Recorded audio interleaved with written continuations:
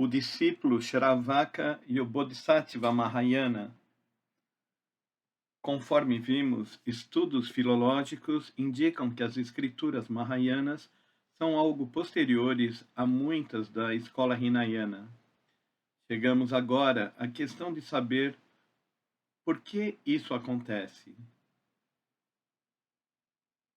Será que as escrituras Mahayanas representam uma fase posterior de crescimento e expansão do cânone? Ou teriam de fato existido parcialmente desde o começo, como uma linha de transmissão separada que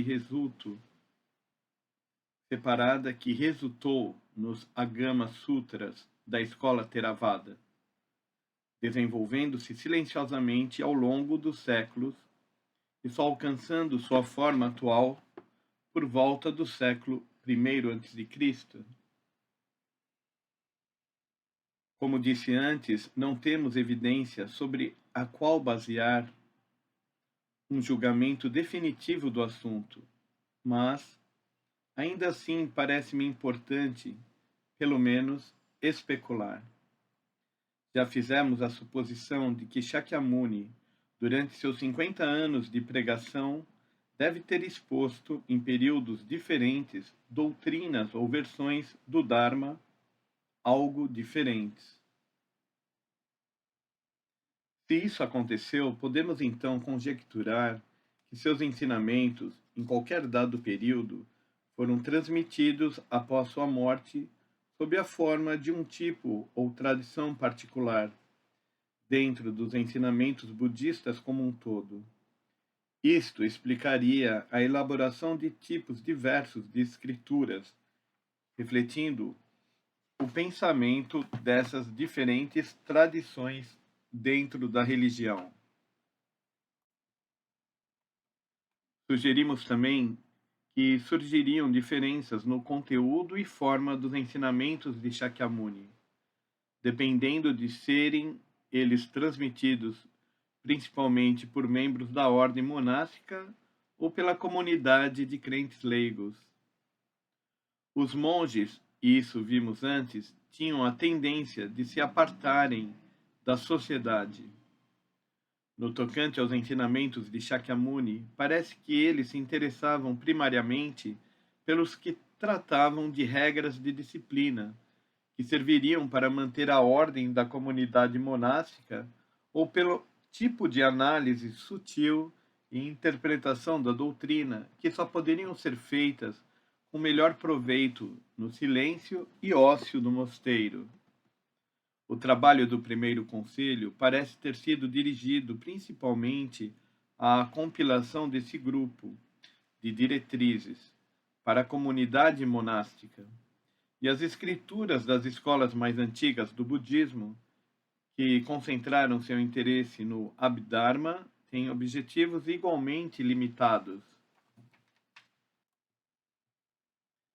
Em contraste, podemos ter certeza que, quando os primeiros seguidores do ideal do Bodhisattva, cuja preocupação era a disseminação dos ensinamentos do budismo por toda a sociedade, começaram a compilar suas escrituras, deram grande ênfase às obras que seriam relevantes e atraentes para os crentes leigos e membros do povo em geral. Muitas escrituras mahayanas caracterizam-se pelo uso hábil de parábolas e outras formas literárias, e são vazadas num estilo simples de história, fácil de ser entendido pelo ouvinte comum, refletindo o tipo de ambiente que vimos descrevendo. Uma vez que os seguidores do movimento Mahayana estavam convencidos de que Shakyamuni pregara não apenas para ascetas e membros da classe intelectual, mas para todos os homens e mulheres, foi este último aspecto dos ensinamentos do mestre que eles se esforçaram para manter e transmitir. Muitos estudiosos, em vez de considerarem esses dois movimentos no budismo como tendo ocorrido mais ou menos simultaneamente, acham que o monaquismo foi a forma primitiva do budismo, tendo o movimento Mahayana e seu ideal do Bodhisattva surgido apenas depois, como reação ao monaquismo. Essa opinião reflete o ponto de vista crítico e histórico preferido pela maioria dos estudiosos budistas modernos, os quais acham que, para o budismo continuar a desenvolver-se como religião mundial, esse enfoque objetivo historicamente condicionado de seu desenvolvimento nos primeiros tempos certamente deve ser estimulado. Não obstante, acho que é cedo demais, pelo menos à vista da evidência de que hoje dispomos, para declarar arbitrariamente que o Lotus Sutra e outros textos Mahayanas são pura criação de épocas posteriores e que nada tem a ver com os ensinamentos de Shakyamuni. Parece-me que a introvisão e inspiração religiosa da humanidade são complexas e misteriosas demais para serem explicadas e refutadas inteiramente em termos de meio histórico e social, como a erudição moderna tenta fazer com uma frequência excessiva. Já é mais do que tempo de questionar essa tendência dos estudos modernos. Pessoalmente, acho mais razoável acreditar que as ideias básicas expressadas no Lotus Sutra e em outras escrituras mahayanas têm sua origem nos ensinamentos de Shakyamuni do que aceitá-las como invenções de idades posteriores. E uma vez que nada há que refute minha opinião, tenciono mantê-la. As míopes tendências monásticas deploradas pelos adeptos da Mahayana não foram algo que surgiu apenas à morte de Shakyamuni, apenas após a morte de Shakyamuni, mas devem ter estado presentes na ordem budista já ao tempo em que ele ainda vivia. Naquela época, disso podemos ter certeza, já havia aqueles que se interessavam apenas por sua própria salvação e negligenciavam a tarefa de propagar os ensinamentos entre os crentes leigos e a população em geral. E não há dúvida de que Shakyamuni ocasionalmente os repreendeu asperamente e tentou corrigir-lhes o erro.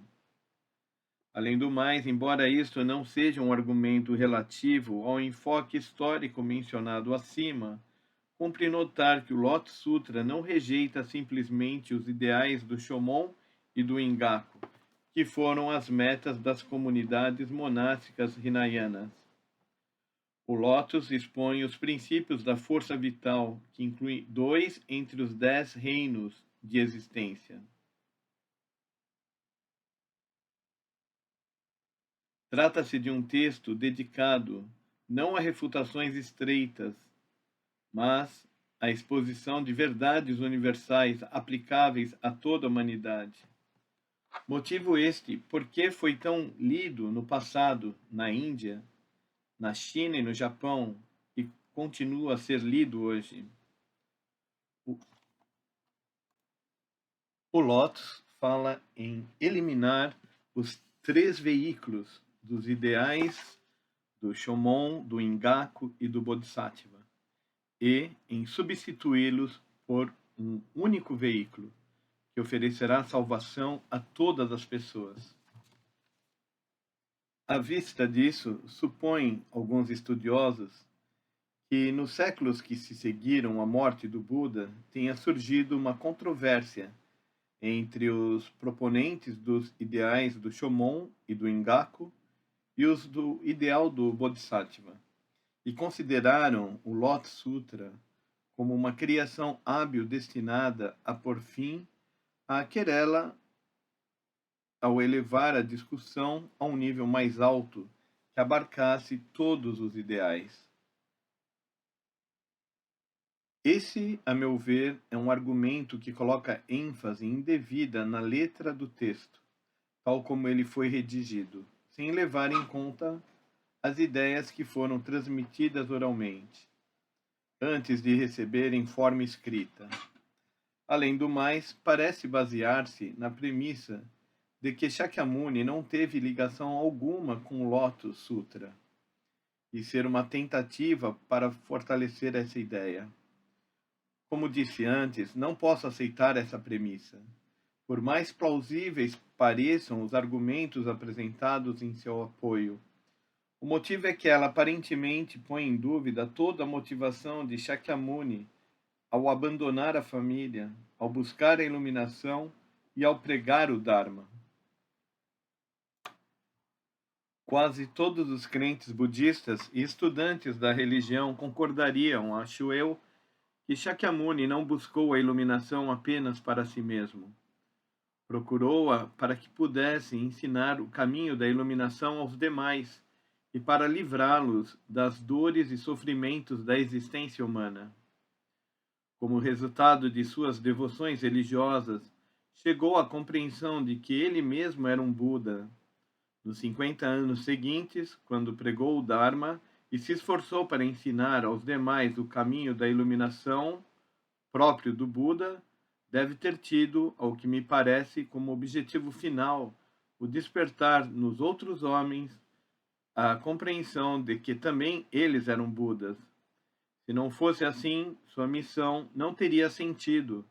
Em outras palavras, e nos termos mais fortes possíveis, se Shakyamuni tivesse morrido sem pregar a possibilidade de todos alcançarem o estado de Buda, doutrina essa exposta no Lotus Sutra, a única coisa que poderíamos dizer seria que sua vida fora um fracasso.